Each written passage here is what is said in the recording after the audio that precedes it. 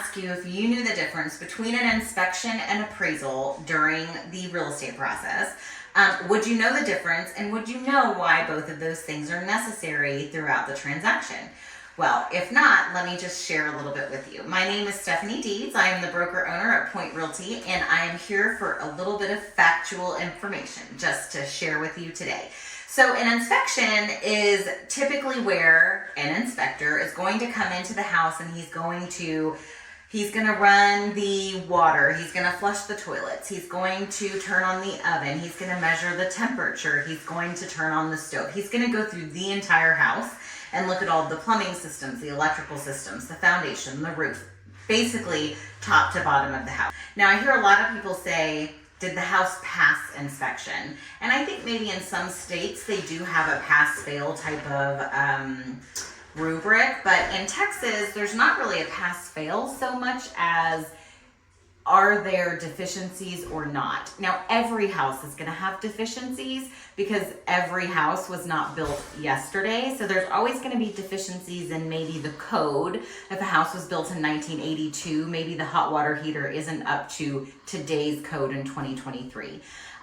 Some things are going to be big deficiency, like that hot water heater doesn't work at all. And other things are going to be very small deficiencies, like maybe I need a GFCI outlet in the bathroom, and at the time the house was built, that's not the type of outlet that was put there.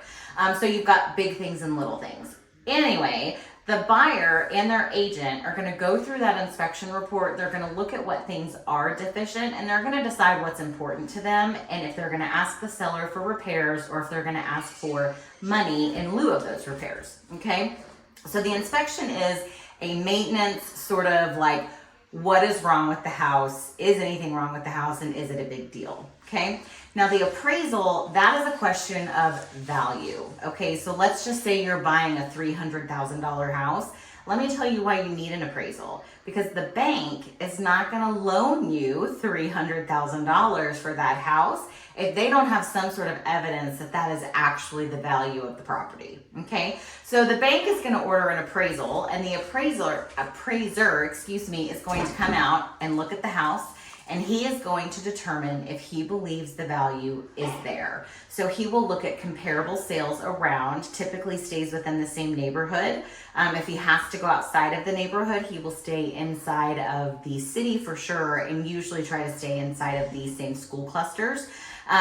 So he's gonna look at probably 3 to 6 different houses and take those properties that have sold in the last 6 months. And actually right now they're trying to do 90 days because numbers have changed so fast, but they will go out to 6 months to see what these homes have sold for. They take those values, and based on those values determine what they believe the house that the buyer is trying to purchase is worth. So that is what an appraisal is.